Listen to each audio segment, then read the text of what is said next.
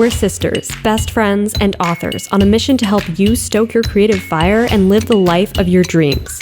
We believe that purpose fuels passion and that creativity is your secret weapon for mass construction. There's never been a better time to bless the world with your dream realized. You're listening to The Kate and Abby Show. What's up, guys? Welcome back to another episode of The Kate and Abby Show. Today is a highly requested topic, it's been a long time since we did one of these, a story mining episode on villains. This has been something that you guys have requested, and we are delivering finally at long last. It's been forever since we sat down and did a story mining episode, and if you are new around here, you can't remember the other story mining episodes, basically what Kate and I do is we sit down and put our heads together as writers, as fans of story, and we figure out what is it about stories that we love, what is it that makes them work, and specifically digging into elements that we admire about particular stories and figuring out why they work and how to apply those principles to our own writing. So that's what story mining is all about. And in this episode, we're talking about how to craft an unforgettable villain. More specifically, 5 ways to craft an unforgettable villain that is terrifying and memorable and convicted, somebody that you love to hate, a character that you love to hate. That's a great way to put it. So we're digging into that today. We have spooky, haunting villains. Yes. We have 5 story examples. So this is going to be laid out like we're going to go over 5 principles, 5 ways that you can create a unforgettable villain in your story.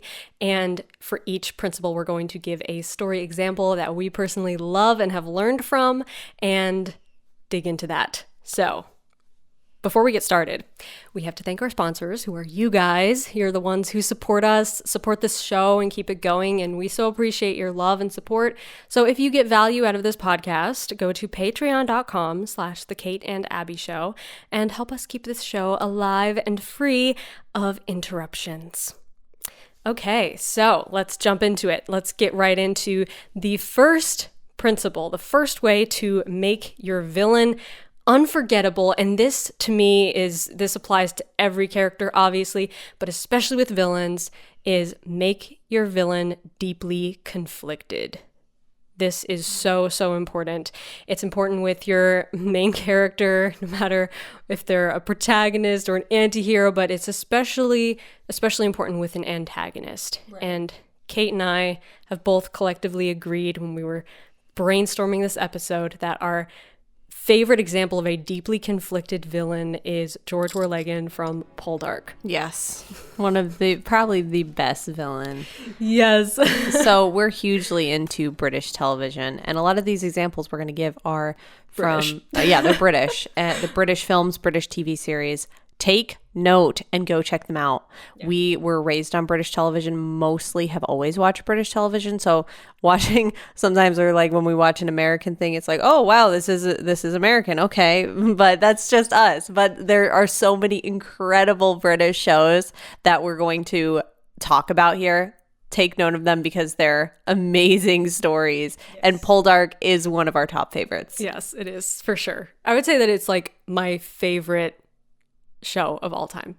Really? Wow. Yeah, because it's definitely one of my top. It never gets old to me. I just like rewatch it so much because the writing is so good, especially in the first 2 seasons, and just everything about it is so immaculate. But specifically the character of George, who is the rival to our protagonist, Ross Poldark. So the story is mainly following Ross Poldark in the first 2 seasons really, before it starts to kind of veer off to other side characters.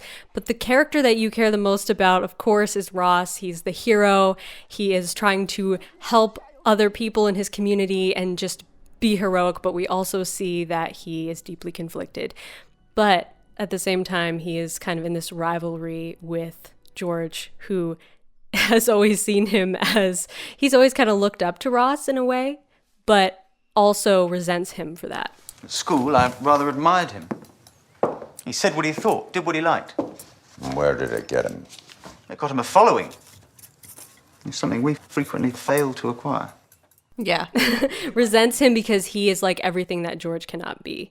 no matter how hard he tries, because you see that he tries to kind of buy his way through social ranks and be somebody that is respected and liked, but he's not likable because he's a selfish person, and he's too concerned with getting what he wants and being respected and being seen as somebody important that he totally misses it. Right. And he's also resentful of the fact that Ross actually has a lot less than he does, because they both come from similar backgrounds, but George is able to like sort of climb the social ladder and become very wealthy and very successful, is welcomed in of the high society circles and everything, where Ross isn't necessarily, he isn't as wealthy, but yet George can see that even with all his wealth and power, he still doesn't have what Ross has, which is being loved by the people, which is what he's always wanted, but can never have. Right. So you have this really interesting dynamic of these characters have known each other for a long time, since they were young people. And that conflict has always been there, kind of eating away at George Werlegan's character. I hope your new mind prospers. It will. I wish I had your confidence. Must you be envious even of that? And so it creates this very interesting tension between the two characters. And George is also in love with the same girl that Ross has always been in love with. Right. So that just adds, it's just like layering on the angst between these two characters. And also their similarities, because there is similarities with their character. You can see that they come from a similar background. They actually have a few similar character traits, but they diverge there. They go two different directions, which makes it even more intriguing. Exactly. Yeah, it does, because their personalities are very similar, like you said.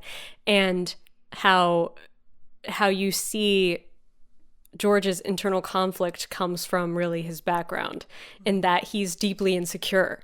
And even though you don't go into the past through flashbacks or anything and see his childhood, you hear enough about his childhood and his upbringing and his background that you know how he has this insecurity about he wasn't necessarily born into nobility and born into high society, but he's been able to acquire the wealth and influence that has brought him to that level. But he has this insecurity about that constantly. Right.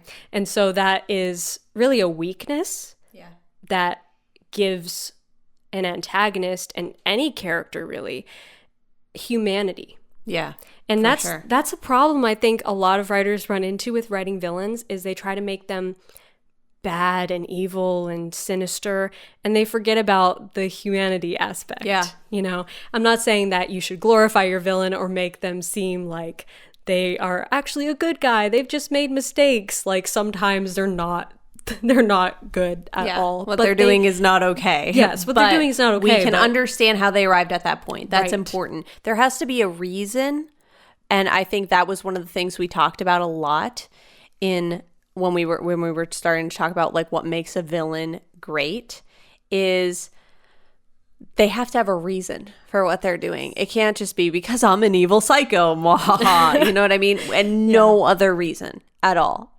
In George Werlegan, you see these very nuanced but yet deep reasons that are attached to his own insecurities. So it makes it feel very realistic and very human. Yeah. And you see why he reacts to every single thing the way he does. Yeah, and why he's not even satisfied when he sabotages Ross's life and his decision, his businesses, the different ventures that he goes into. George is like constantly sabotaging things for Ross, and even when he succeeds, you can see that he's still not satisfied, because he's dealing with his own internal conflict, and his own demons continue to haunt him, because it really has nothing to do with Ross. It's completely about himself. Right. You know? Yeah. So that's definitely step number one for writing any character, crafting any character, but especially for antagonists, because you want them to have a good reason for doing bad things. Exactly. And go watch that entire show. Yes. Just really do. I know some of you guys have already watched it based on a recommendation, which is awesome because it's such a good show. It's amazing. So the next point, the next way, number 2, Next way to make your villain unforgettable is a method that I find really, really impressive when it's done well, which is to hide your villain in plain sight. And this can be pulled off several different ways, but as Kate and I were brainstorming this podcast, we both thought of this example, which is one of our favorite examples from classic literature, from Oliver Twist. One of the villain characters, Dickens usually has a few, multiple villains in his a whole stories. gang of villains. A whole gang of villains, but one of the main antagonists, which is Mr. Monks, is his name that he goes by in the book. Right. And Kate and I both have not read the original book of Oliver Twist, but we both love the BBC series, big surprise, version, which I believe was made in 2007. Yeah, 2007. We've seen I think every adaptation of Oliver Twist, but this is, in my opinion, the best one is the 2007 BBC miniseries of Oliver Twist. Yeah, I agree. And they took a few creative liberties with it that, in our opinion, just took the story to the next level with the internal conflict of the villains that just added so much to the story. Right. So I believe in the original book, it was that Mr. Monks is the half-brother of Oliver Twist, and he's basically trying to hunt him down and destroy him so that his inheritance is not threatened. And if you know the story of Oliver Twist, you know that, of course, everything ends happily for Oliver in the end. But the creative liberties that I thought were really well done in the series we're talking about is that Mr. Monks was more of a central character in that show. He was introduced earlier on in the context of the Brownlow family, and Rose was also brought into the Brownlow family as her uncle. She calls him uncle. She calls Mr. Brownlow uncle, but it's really her guardian. And her sister was Oliver's mother. So it's kind of it's one of those Dickens family trees that you need to draw it out to be able to understand it sometimes. It can be confusing. But so basically the way that I thought they did it really well was to bring Monks in earlier as a character that doesn't seem to be a villain. He seems to be a kind of slimy side character that you're not sure what to think of him, but he's generally accepted in their family and in society, and he's looked upon as a perfectly fine gentleman that is trying to court Rose, trying to get her to marry him, basically. Yeah. But she is a little bit no thanks. Yeah. But she doesn't even really know quite why she doesn't like him, but she just does not like him. She just senses there's something a little creepy going on in the background. Yeah, exactly. Over there. Yeah, and they, at first, when you're seeing the antagonist, you don't really know who it is because it's kind of just showing the back of him when he's talking to characters. So you're kind of who's that? And at the same time, you've already seen Mr. Monks in the setting of the household and stuff like that. Right. So then when those two things come together and you make the connection of he's the villain who's actually working behind the scenes, when they finally do reveal that through this pretty pivotal conversation that he has with Fagin. Yes. And where it's finally revealed, he's the one who's trying to make this deal to get Oliver killed so that he gets the inheritance. It's just this kind of hair-raising moment of oh my gosh, it's the guy who's living in the same house, the villain hidden in plain sight. I want him dead. I want him wiped off the face of the earth. And that's really what makes a villain so much creepier than here I am, the villain in the black cloak with the sickle and, the Halloween mask. It's obviously that's the villain, running around talking like Darth Vader and stuff. We know that it's not even that scary because we know what it is. What is more scary to the human psyche is things that are unknown. So when it's, is that creepy monster looking thing trying to kill me, or is my best friend secretly trying to kill me? Which one of those two things is creepier? The best friend trying to kill you, because you can't detect that. Right. It's an unknown to you. It flies under the radar, and it's those things that truly scare people, Right. in my opinion, because it's not obvious. You wouldn't guess it. You could easily miss it, and so that makes it feel so much more dangerous. Yes, because it's a threat that you can't really identify. Yeah. So it's like so much creepier, like you were saying. Yeah. And so much more thrilling, I think. It brings more suspense, especially like you were saying, that pivotal moment when you find out, like, oh my gosh, Mr. Monks is, I think his name is Edward. I can't even remember. Edward. Mm-hmm. Edward. Okay, he is Edward, who's living in their house and trying to sabotage Oliver's life. It's like, whoa, it's this game-changing midpoint, really. Right. And I think it kind of happens towards the midpoint. I can't quite Yeah, remember I think anymore. it does. It is around the midpoint of the series. Yeah. Yeah, so it's like it adds that plot twist moment, Right. that upends the protagonist's life. Yeah. And also surprises the viewer, surprises the audience by revealing something that you weren't expecting. It also introduces so much more suspense, because now every time you see him interacting with the other characters who are none the wiser, you're like, oh my gosh, this is the villain. Don't tell him that. Don't, you know what I mean? Yes. So it adds so much more. You're so much more engaged Yeah. than, like, clearly everyone knows it's the villain, because you would have to be like, have your eyes closed to not know it's the villain. Yes, exactly. You'd have to have your head buried in the sand to not understand that this monstrous looking thing is the villain.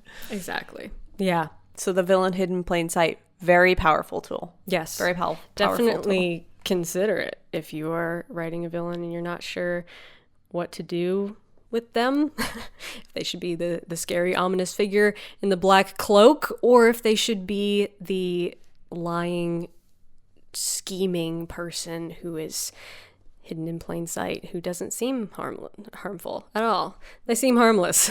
Right. A wolf in sheep's clothing. Right. That's the other thing I was looking for. So, point number 3, third way to make your villain amazing and terrifying and unforgettable is to give your protagonist, this one's kind of niche, give your protagonist a reason to spare or save the villain. This is something that I find a really interesting conflict. Yes. That when done well, it is so engaging, because you always expect the protagonist to be out to get the villain. We know who the target is. We know who the threat is. We need to destroy them, right? We are on the warpath, and everything is like a black and white issue. We know exactly what we have to do to win this battle or whatever. Very clear path. Yeah, but that also kind of doesn't leave room for those nuanced emotions and details. And an example of this done well, of giving your protagonist a reason to spare the villain and some really good internal conflict, is in a series that Kate and I both love. Again, guess BBC. Oh, yeah. It's BBC. I think 4 out of 5 of these are BBC, and we're not even sorry. And it is the series The Musketeers. Such a good series. The villain character of Milady de Winter, who is, I think, one of the main antagonists in the book, which I have not read the book yet, but it's on my TBR. I'd really like to read it. Yeah. I know the show is based off of, the first season, I think, is based off the book, right? Yes. I believe so. Yeah. Yeah. And I know they took a little bit of creative liberties with some of the details, but it's so good. Such good acting, such good writing. Right. And the thing is even if some of these series and films are different from the book, it still can be case studied as a story, because a story is a story. A story is a story is a story. Yeah. So even if it's a little different from the book. And The Musketeers is such a great show. It's if you guys haven't fantastic. seen it, it's so good. It has great characters, just fantastic writing. But the character of Milady, particularly clashing with the character of Athos, is the conflict that we're talking about here. Because she is... Why don't you explain it? Because you know it so much better than me. So essentially, she and Athos were married a lot, like way back when, and it's introduced through flashbacks. And those of you who have read the book or watched any adaptation know a bit about this. So they were married. It was discovered that he figured out that she was a petty thief. She ended up lashing out through a series of events, killing his brother. And because of that, because he was like the magistrate at the time, I think, he had to convict her basically to hang. And so he always felt like, oh my gosh, I killed my wife, but his hands were tied because of the law. And obviously he was conflicted and heartbroken too, because she did just kill his brother. So there's that love-hate relationship there. So, unbeknownst to him, she actually was cut down and revived and still lives. So all this time, years and years have passed. He's a musketeer now. He thinks she's dead, but really she's haunting him with a thirst for revenge, to take revenge on him for what he did to her. In the world's eyes, I've done terrible, unforgivable things. Though I once loved a man, and he loved me. However, once that's revealed, once he finds her, it's like she is his kryptonite, because he still has feelings for her, even though she's a little bit evil, a lot evil. A lot evil. Yeah, and he virtually can't destroy her. He virtually can't destroy her because he already has so much internal conflict about the fact that it was his fault that she almost died. She would have died if she hadn't persuaded someone to cut her down, and it was his decision. He had the final deciding choice in the matter, and he let that happen, and he can never get over that. And so because of his own internal conflict, it won't allow him to defeat the villain, who is ironically his own wife. And on the flip side of that coin, she's an incredibly complex and conflicted villain, because she loves him but also was a thief, conflicted by her own past and still lashing out violently to defend herself. So she has all this baggage, and you can see that part of her wants to be redeemed, but part of her wants to be how she's always been. So there's like this great conflict with her as a villain. Yeah. And he's conflicted about his own feelings for her, which inhibits him from ever being able to defeat her. Right. So it's like she is his baggage. She is his ghost that prevents him from ever being able to get away from her or defeat her. Right. Exactly. And it creates such an interesting dynamic between the characters, and such a great conflict, because it's totally character driven, yet it's like checkmate for the protagonist. Right. And they're always in this deadlock of not being able to defeat each other, because they're battling with their internal feelings and desires, and they just can't bring themselves to destroy each other. And it's such an interesting plot device, especially for series writing, I think, when you have a villain, but you don't want to destroy the villain in the first book because you have many other books planned, or maybe you're writing a TV series and you don't want to destroy the villain because you need the villain. You need this story to continue. It's a great method for keeping a villain alive without it being this annoying merry-go-round of, I try to destroy the villain, but they can't be destroyed because they're all powerful. That is way less engaging to me than this deeply conflicted, I can't because I love them. Yeah, exactly. I love the villain, even though so I hate the villain. It's yeah, exactly. It makes it so much more interesting. It makes you engage with it so much more as the audience, because you can empathize with the characters on both sides and wonder what you would do in that position. Right, exactly. Yeah. It makes so much more sense than just every single bullet happens to miss the villain, and they happen to live through every single explosion and car crash and car chase and falling off the cliff. They're just indestructible. It makes it feel they resurrected themselves again. Yeah. It makes it more realistic. Okay, you kind of want, you almost it's you want him to kill the villain, but you don't at the same time, because you understand the internal conflict and you understand how they both got to the point that they're both at. Right. It just makes it so complex and just, so good. It does. You just want them to be happy. Yeah, you just want them to be happy. But they can't be, because they're doomed from the start. Yep. It's so good. So consider that when you're writing your next villain. Maybe make them untouchable by the protagonist, undefeatable, not because they're all powerful, but because the protagonist has this deep connection to them that they can't bring themselves to destroy the villain. Right. Another really cool way to use your villain, especially for series writing, but it also works for any type of story, is to make your villain a misdirection.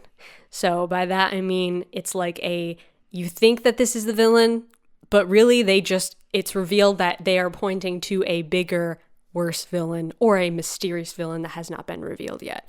So this can be done several different ways, but the example that came to Kate and I was it's the first episode, right? The first episode of Sherlock. Again, British TV A lot show. of you guys have this is one of those British TV series though that was extremely popular in America. Yeah. So a So lot of you guys have probably seen it. Comment below if you're on YouTube and tell us, because I'm sure a lot of you guys have seen this one.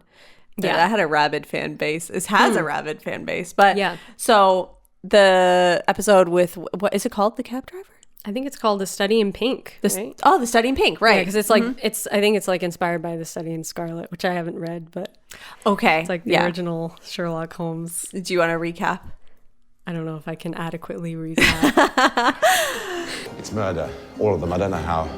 They're not suicides, they're killings. Serial killings.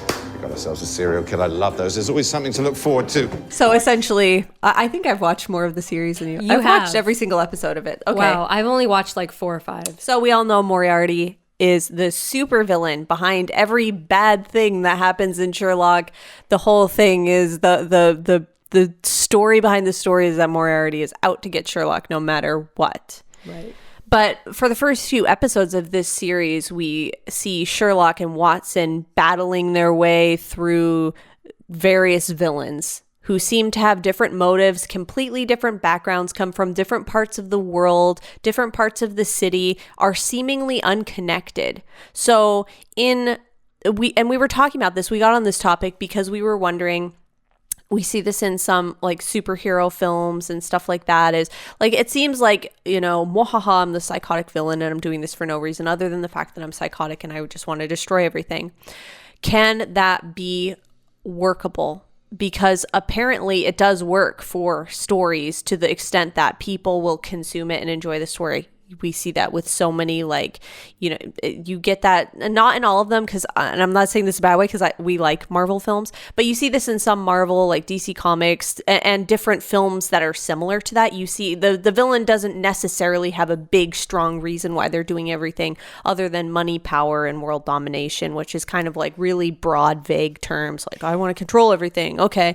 It's like kind of copied and pasted. So can it work? Obviously, but when can we use that? When can we adequately use that the villain doesn't really have any reason whatsoever? And what Abby and I were talking about is actually makes that strong and usable, and it actually makes your story even more intriguing, is to use it in that the villain is pointing to a bigger villain. It was you, not your passenger. See, no one ever thinks about the cabbie. It's like you're invisible. Just the back of an head. So in The Study in Pink, eventually Sherlock, of course, finds the villain, who is a cab driver who is killing people by making them choose one pill to take. One of them will kill the person and the other one won't. And he is interviewing the guy. That was like the most concise, to the point explanation I've ever heard. And so he's trying to make Sherlock play the game, take one of the pills and see if he dies. And Sherlock is like, why are you doing this? And basically the guy is like, no reason. He finally breaks down and gives him the excuse that he's dying, and so he wants other people to die. He can kill people before he dies himself of an illness. And Sherlock is like, no, that's not the real reason. And it's kind of revealed like, well, I don't have any reason. I'm just doing this because I can. Ha! But then, as the guy is dying, because through a series of events, Watson ends up shooting him through the adjoining building. But as the guy's dying, Sherlock finally gets it out of him, like, why are you actually doing this? And he says Moriarty, the name of the super villain, which Sherlock doesn't know who he is at the time. But it's like this haunting little plot twist that makes Sherlock realize, okay, the real reason is you were working for someone else who is actually out to get me. So it wasn't even you. I thought you were the end game and you had no reason to do this. And that's because you're not even the actual villain. There's actually someone behind you who's even bigger and badder that I didn't even know was there. You know what I mean? It's almost like you're so distracted with like trying to put out the fire in front of you and you turn around and the whole forest is on fire. It's like that moment. And so can you make a villain have basically no reason? Yes, if you're using it as a plot twist, I think is the best way to use that, to point to something bigger. So I think even in this case, you still have an active antagonist because the ultimate antagonist, Moriarty, is using these other like mini antagonists to antagonize Sherlock, which then leads him closer to, you know, it creates, it's still the game that he's playing. Right. So it's all part of the game. And he's using these people as basically chess pieces in his game, but he has a motive for the entire thing. So it doesn't even matter, like you were saying, it doesn't quite matter as much if the smaller antagonist, if the chess pieces that are antagonizing the main character don't have a deeply conflicted reason for doing what they're doing because the villain is just placing them where he wants them, because it all points back to the main plot conflict. Right. So as long as you still have that main plot conflict, you still have this main antagonist that is like literally using people for his game against the protagonist. As long as you still have that deep conflict there, I think it can be really well done. Right, which is great also for series writing. Yeah. Because if you don't necessarily want to reveal the super villain right away, you can have some of those smaller antagonists that are the chess pieces, and then they're kind of throwing the hero off the scent of the villain. And then when you as the reader are like, oh, that wasn't it either, that was a dead end, and it makes you realize it's like that plot twist moment where you're like, oh, there's something like bigger, like, oh, you thought that was it? Watch this. Mm-hmm. You know what I mean? Yes, which I think Sherlock did a good job of, because definitely they were always what's at the center, especially with mysteries, when you're having a protagonist who's trying to solve a mystery. Really all a mystery is a question. Right. That they don't have the answer to. And you, the reader, want the answer to this question. And as the writer, you are promising the reader the answer to this question. And so bringing them on this journey through the eyes of the protagonist who's trying to also answer this question can be very engaging, because as you go along, you're trying to answer the question, you're guessing, you're putting together clues as well. But there has to be a payoff. There has to be a villain that eventually we meet, everything points to them, and the protagonist has to face off with them. Right. So, but using smaller villains or antagonists as misdirections or chess pieces, or however you want to look at it, can be a clever and unique way to throw off the scent of the reader while still adding suspense. Right. And not confusing them or disappointing them, but doing it in a satisfying way. Absolutely. I agree. And our last point here, point number 5, fifth way to make your villain unforgettable, and this might not be suitable for all villain arcs, but it is definitely worth considering, or antagonist arcs, if you prefer that term, is give your villain a redemptive arc. So I have a lot of questions from writers who ask me, can I give my villain or my antagonist a redemptive arc? Can they redeem themselves at the end of the story? Or are they just destined to be destroyed because they're evil?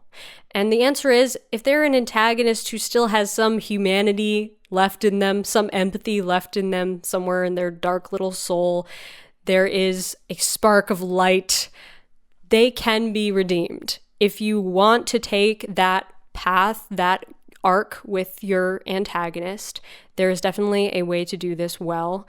And I wanted to mention it in this podcast because I think it can be really powerful when it's done well, and can help to carry an important theme in your story, depending on what big ideas, what themes you want to weave into your story. But the theme of redemption, basically, and bringing your character kind of full circle from being a good person to going on this negative arc to starting to redeem themselves at the end. Or maybe they end up being destroyed anyway, but they kind of redeem themselves as they're destroyed, which in that particular case, we were going to use the example of Freya from Winter's War. Yes. I can't remember the first part of that title. The Huntsman Winter's War. Everyone's going to scream at me, Abby, come on. How could you forget that? Yes. I've just listened to the soundtrack obsessively, so. The soundtrack is great. I listened to the soundtrack many times before watching it. I think that was part of why I wanted to watch it. Really good soundtrack. I want to watch this because the soundtrack is so good, which can be iffy to do that because sometimes you're like, now this has ruined my image of the soundtrack. But this film, no, not so. This was a really good film. Yeah, so the character of Freya I found interesting because you watched it first and then you were like, we should watch this together because the antagonist arc in this story is really interesting and I wanted to see it because of that. And it's interesting because it basically, her story starts, it's kind of like a prequel and then a sequel, right? Because like the first part of it is like events that took place before the first movie and then it fast forwards. Yeah. It's a big time kind of weird skip. Timeline thing. Yeah, but it's mostly, I would say, it mostly is leading with Freya's character. Yes. And so it starts with her in a good place, a neutral kind of positive place of she's obviously conflicted, but she has a good heart. Right. They did a great job building up her internal conflict was completely nailed. Yes. When me and Abby talk about make sure your readers or your viewers know why the villain became the villain. Yes, exactly. They did an excellent job. This is a textbook example of what we're talking about here because we see Freya in the very beginning, who's this kind of the sweet, innocent sister out of the two. She's kind of untouched by the evil from her sister. It hasn't really rubbed off on her. She's still a good person. She meets this guy. They have a kid. She's going to run off and get married, and she kind of believes in true love and happiness. And her sister takes it and destroys it. She destroys Freya's baby and makes her think that it was the boyfriend who did it, which kind of just breaks Freya's heart, causes her to turn into Elsa and blast the guy with ice, and he turns into an ice statue and all that this stuff. is like a darker version of Frozen. Yeah, it is very similar. And you see how this moment of heartbreak and tragedy destroys her as a person. And so even with her power, which is to like freeze everything and blast it away from her and protect herself, is an example of what she's trying to do. She's trying to guard and protect herself from ever being hurt like that again, because now her heart's been broken forever. So we see that is the reason for every single one of her following behaviors. Right. And why she goes on to like wreak destruction on other people. Right. And basically kidnap children by the hundreds and destroy their families and turn them into her personal army. It's pretty dank. Yeah, it is pretty dank. But we understand why she did it. We saw her at her best. Now we're seeing her at her worst. And we understand exactly what happened during the space in between.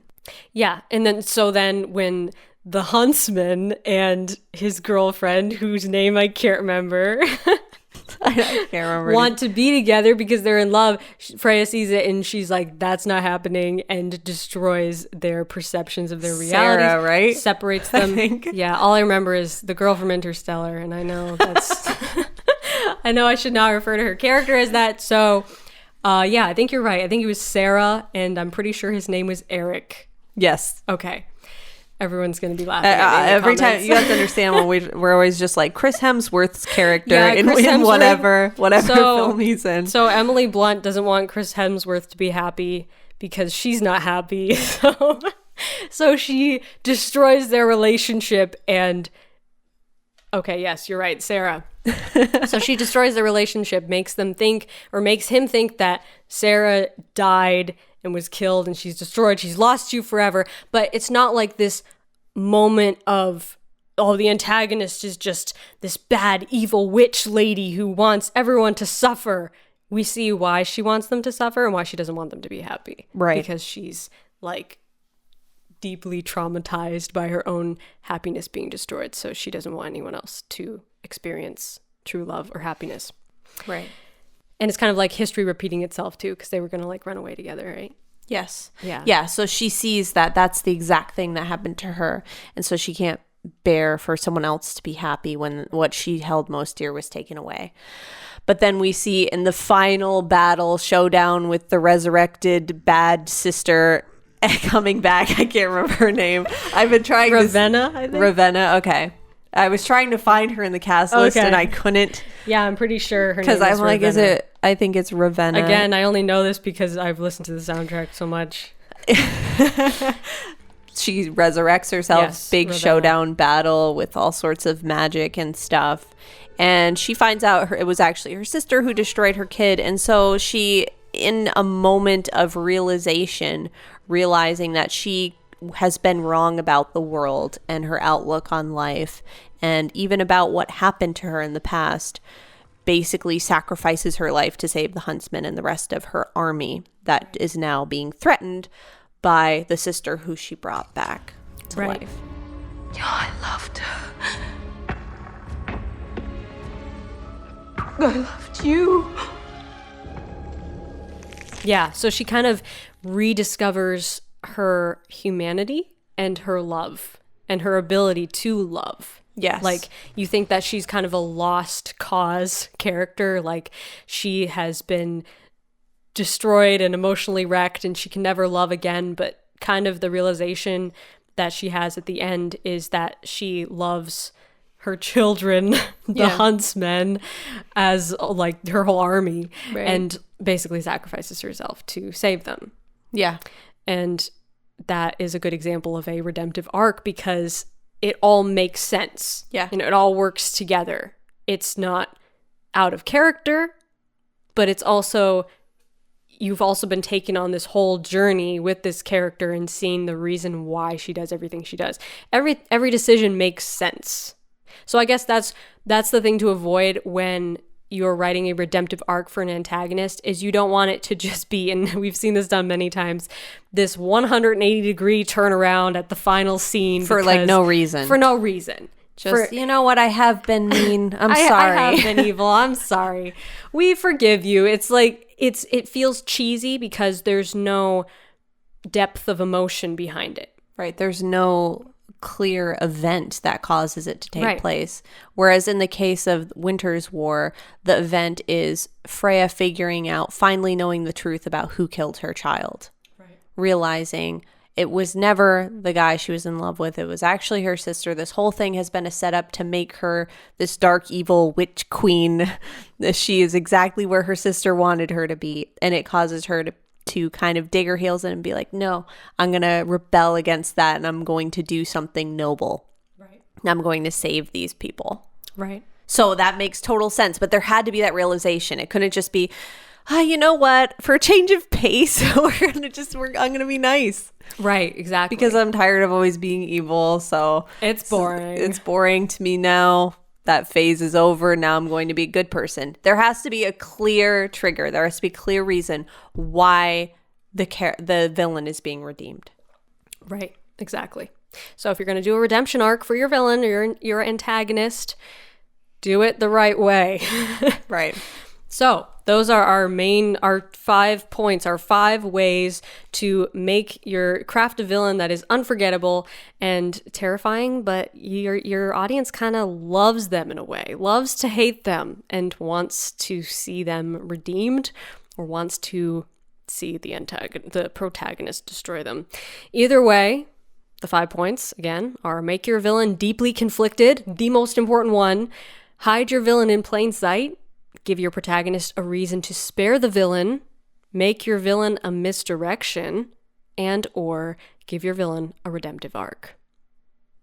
So boom, that's it. That's go watch all those films and Yes. shows because take your own notes, delve into this deeper, and see what we're talking about here from your own perspective.